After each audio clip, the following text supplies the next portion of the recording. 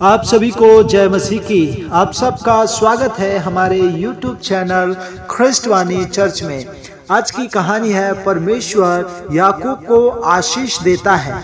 उत्पत्ति अध्याय 25 27 वचन से लेके 35 अध्याय 29 वचन से यह कहानी ली गई है।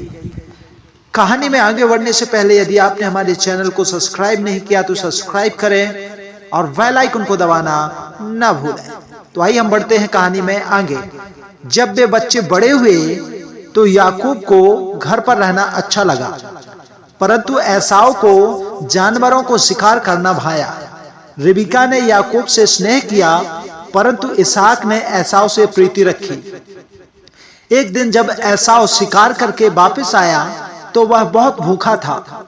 एसाव ने याकूब से कहा, जो तूने पकाया है उसमें से थोड़ा भोजन मुझे दे। याकूब ने जवाब दिया, पहले मुझसे यह प्रतिज्ञा कर कि पहलौटा होने के कारण से हर एक चीज जो तुझे मिलनी चाहिए वह सब कुछ तू मुझे देगा। अतः एसाव ने उन सब चीजों को याकूब को देने की प्रतिज्ञा कर दी। तब याकूब ने उसे कुछ भोजन दिया।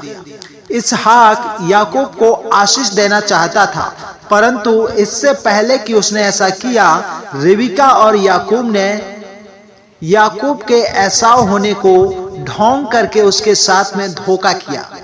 इसहाक बूढ़ा था और अब देख नहीं पाता था, इसलिए याकूब ने एसाव के कपड़े पहने और बकरी की खाल को अपने गले और हाथों पर लपेट लिया।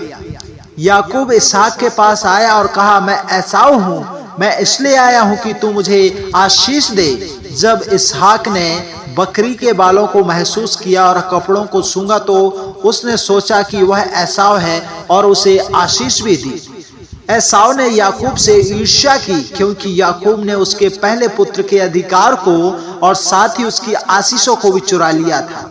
अतः उसने उसके पिता के मरने के बाद याकूब को मार डालने की भी योजना बनाई, परंतु रिबका ने एसाव की योजना को सुन लिया, इसलिए उसने और इसहाक ने याकूब को और उसके रिश्तेदारों के साथ रहने के लिए बहुत दूर भेज दिया। याकूब कई वर्षों तक रिबका के रिश्तेदारों के घर में रहा। उस समय के दौरान उसने विवाह किया और उसके 12 पुत्र और एक पुत्री उत्पन्न हुई। परमेश्वर ने उसे बहुत धनी बना दिया। 20 वर्षों तक कनान में अपने घर से दूर रहने के बाद में याकूब अपने परिवार, अपने सेवकों और अपने सभी भेड़ बकरियों और पशुओं के झुंडों के साथ वह वापस लौटा।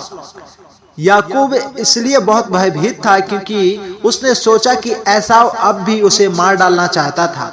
इसलिए उसने उपहार स्वरूप जानवरों के झुंडों को एसाव के पास भेजा, जो सेवक उन झुंडों को लेकर गए थे। उन्होंने एसाव से कहा, तेरा दास याकूब इन जानवरों को तुझे देता है, वह जल्दी ही आ रहा है।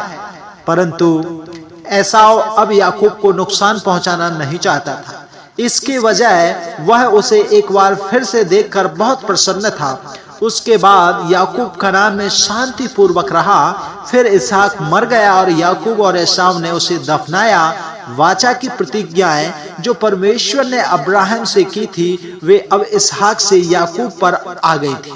तो मेरे प्रिय भाई और बहनों, यह थी परमेश्वर याकूब को आशीष देता है की कहानी।